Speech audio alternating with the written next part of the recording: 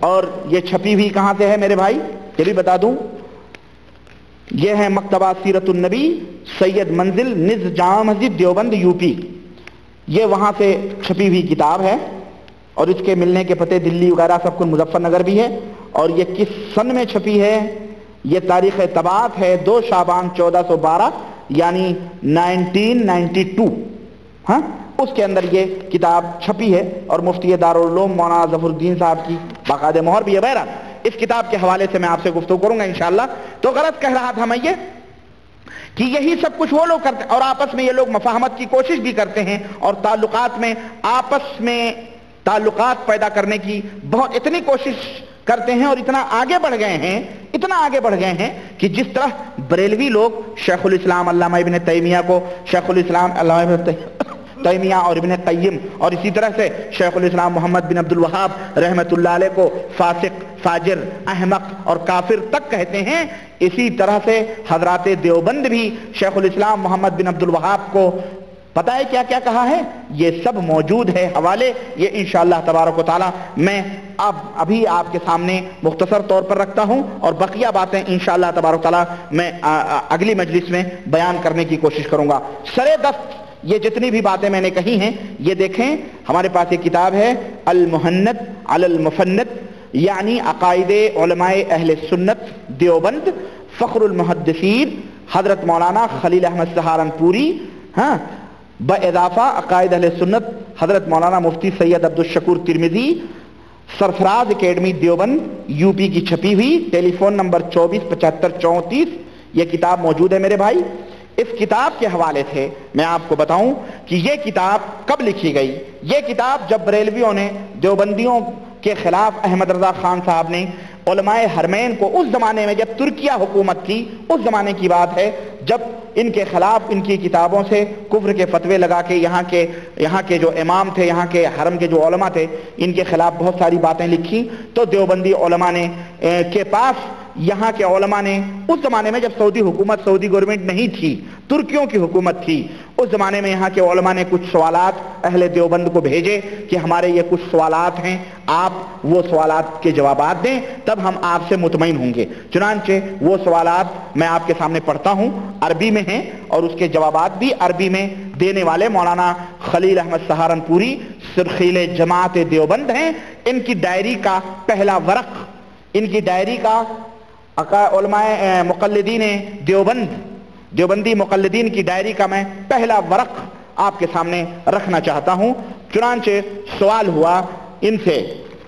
کہ یہ بتلائیں کہ ما قولکم فی شد الرحال الى زیارت سید الکائنات علیہ افضل الصلاة والتحیات وعلی آلہ وصحبہ وای الامرین احب الیکم وافضل، یعنی اب عربی کیا پڑھوں میں، چنانچہ آپ یہ دیکھیں جواب سوال کیا گیا ان سے، کیا فرماتے ہیں شد رحال میں سید الکائنات علیہ السلام کی زیارت کے لیے، یعنی کیا نبی کریم صلی اللہ علیہ وسلم کی قبر کی زیارت کے لیے کوئی بندہ جا سکتا ہے اس نیت سے کہ نبی کی قبر کی زیارت کرے؟ اسی طرح تمہارے نزدیک اور تمہارے اکابر کے نزدیک ان دونوں باتوں میں کون امر پسندیدہ اور افضل ہے کہ زیارت کرنے والا بوقت سفر زیارت خود حضرت کی زیارت کی نیت کرے یا مسجد نبوی کی بھی کرے؟ حالانکہ وہابیہ کا کہنا ہے کہ مسافر مدینہ منورہ کو صرف مسجد نبوی کی نیت سے سفر کرنا چاہیے۔ یعنی ان سے سوال ہوا کہ اگر کوئی آدمی صرف مسجد نبوی کی زیارت کے لیے جائے وہ تمہارے لیے بہتر ہے، یا یہ بہتر ہے کہ نبی کی قبر کی زیارت کے لیے جائے یہ بہتر ہے؟ چنانچہ جواب دے رہے ہیں یہ فخر المحدثین خلیل الرحمن سہارنپوری کہتے ہیں کہ اس سے پہلے کہ ہم جواب شروع کریں جاننا چاہیے کہ ہم اور ہمارے مشائخ اور ہماری ساری جماعت دیوبند بحمد اللہ فروعات، جو میں نے ابھی بات کہی ہے نا اس کی دلیل میں دے رہا ہوں کہ یہ لوگ ابو حنیفہ رحمۃ اللہ علیہ کے کتنے مقلد ہیں اور کتنے نہیں ہیں کہ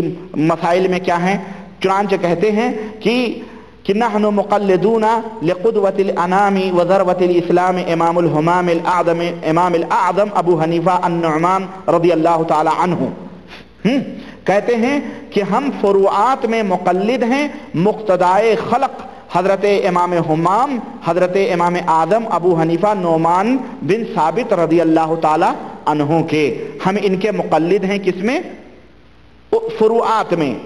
اصول اور اعتقادات میں یعنی عقیدے اور منہج میں کہتے ہیں ہم مقلد ہیں، پیروکار ہیں امام ابو الحسن اشعری اور امام ابو منصور ماتریدی رضی اللہ تعالی عنہما کے۔ یہ دلیل ہے تاکہ کوئی یہ نہ کہے کہ یہ اشعری ماتریدی نہیں ہے،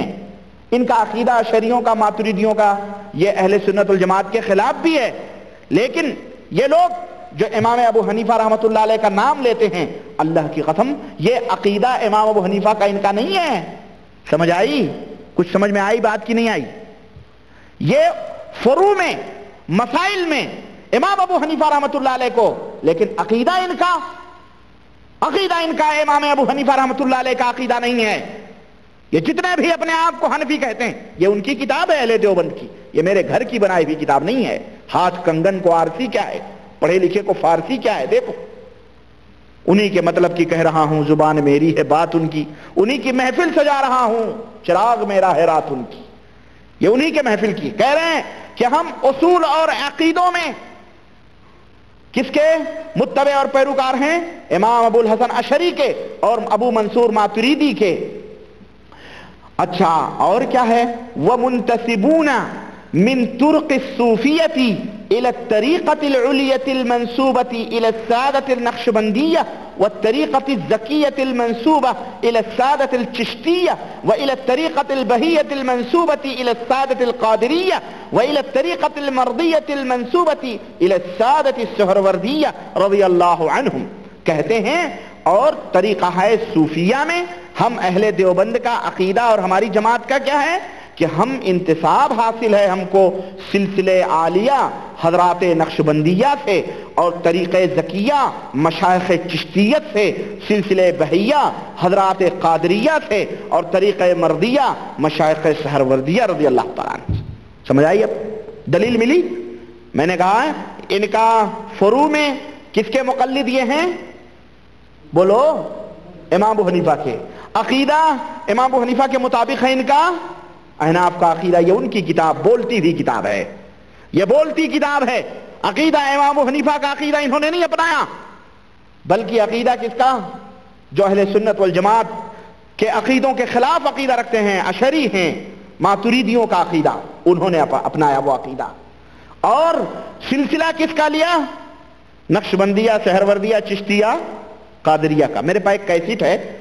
ایک دیوبندی مولوی کی، میں انشاءاللہ تعالی اگلی مجلس میں یاد رہا مجھے یاد دلائیے گا آپ لوگ، میں وہ کیسٹ اور ٹیپ ریکارڈ لا کے آپ کو سنواؤں گا کہ بریلویوں کے خلاف تقریر ہو رہی ہے اور دیوبندی عالم ہیں اور وہ کہہ رہے ہیں کہ دیکھو تم ہم کو تانے دیتے ہو کہ ہمارے پاس علمی سلسلہ نہیں، آؤ میں تمہیں بتاؤں فلانے حضرت نے فلانے سے سنا، فلانے حضرت نے فلانے سنا، فلانے حضرت نے فلانے سنا، فلانے حضرت نے فلانے سنا، فلانے حضرت نے حضرت محمد رسول اللہ سے سنا، اور تم کہتے ہو ہمارے پاس ولایت کا سلسلہ نہیں، دیکھو ہمارے حضرت فلانے سے بیعت، انہوں حضرت فلانے سے بیعت، وہ حضرت فلانے سے بیعت، وہ حضرت فلانے سے بیعت، وہ حضرت خواجہ معین الدین چشتی سے بیعت، وہ خواجہ بہاؤالدین سے بیعت، وہ خواجہ فلانے سے بیعت، خواجہ فلانا فلانا بیعت، وہ حضور صلی اللہ علیہ وسلم سے بیعت۔ یہ سلسلے میں سناؤں گا انشاءاللہ تعالی۔ تو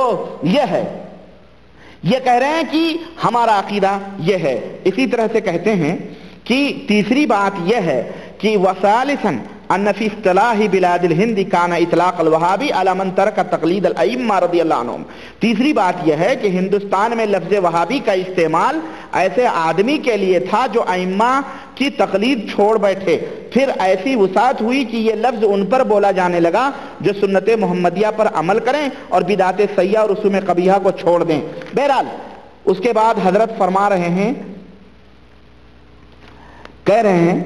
کہ جہاں تک قبر کی زیارت کا تعلق ہے، اور آپ نے پوچھا ہے تو کہ نبی صلی اللہ علیہ وسلم کی قبر کی زیارت کی نیت سے صرف جائے تو کیا حکم ہے، تو کہتے ہیں ہمارے نزدیک اور ہمارے مشائخ کے نزدیک، یعنی جتنے بھی علماء دیوبند ہیں ان کے نزدیک زیارت قبر سید المرسلین اعلیٰ درجے کی قربت اور نہایت ثواب اور سبب حصول درجات،